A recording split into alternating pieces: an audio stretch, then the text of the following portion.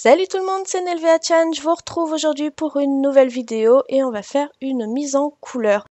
Pour cette mise en couleur, je vais utiliser ces petites feuilles que vous voyez dans ce sachet.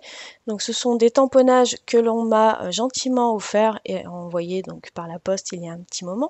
Comme vous l'avez remarqué, j'essaye d'utiliser vraiment ce qu'on m'a envoyé ces derniers temps parce que vous m'en avez envoyé quand même pas mal durant le printemps et j'avais pas eu l'occasion d'utiliser avant. Si je ne me trompe pas, ce sont des petites fées de la marque My Favorite Thing. Après, à vérifier. Alors, donc je vais faire une mise en couleur classique au feutre à alcool avec en règle générale par tonalité, je vais utiliser 3 tonalités pour mes ombrés.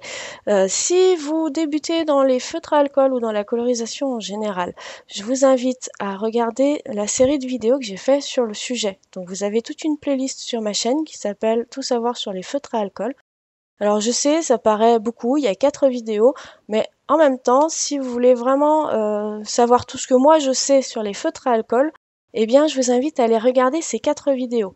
Alors la première pour tout ce qui est les types de feutres qui existent, la deuxième pour tout ce qui est support et encre, la troisième et la quatrième où là on va plus développer la pratique de la mise en couleur.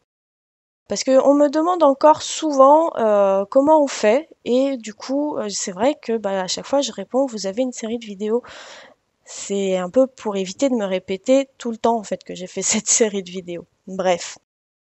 Donc pour cette mise en couleur je reste très classique, en règle générale 3 couleurs et du coup du plus clair au plus foncé et en revenant jusqu'au plus clair.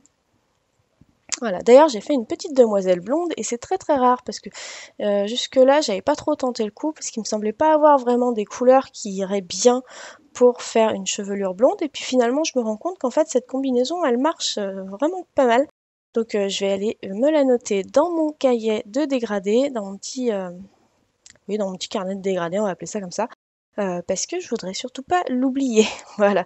Je profite que la mise en couleur ne soit pas terminée pour vous annoncer que la page Facebook de Crazy Little Craft est ouverte. Donc si vous me suivez depuis un petit moment, vous aurez sûrement remarqué que très bientôt je sors ma propre marque de matériel de scrapbooking. Et donc la boutique n'est toujours pas ouverte, mais ça ne saurait tarder dans les jours à venir. Pour demain en fait, hein. Si tout se passe bien, demain elle est ouverte.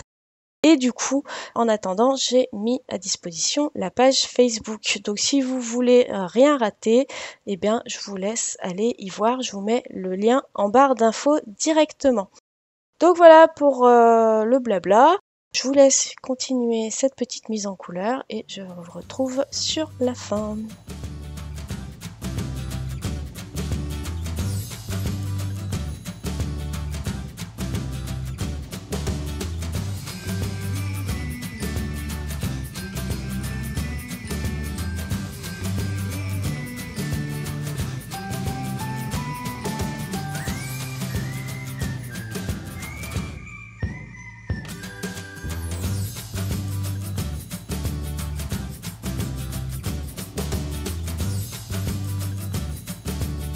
Donc j'ai rajouté un petit peu de Wink of Stella sur les ailes de la petite fée, voilà, après avoir fait la petite fleur, les petits feuillages, tout ça.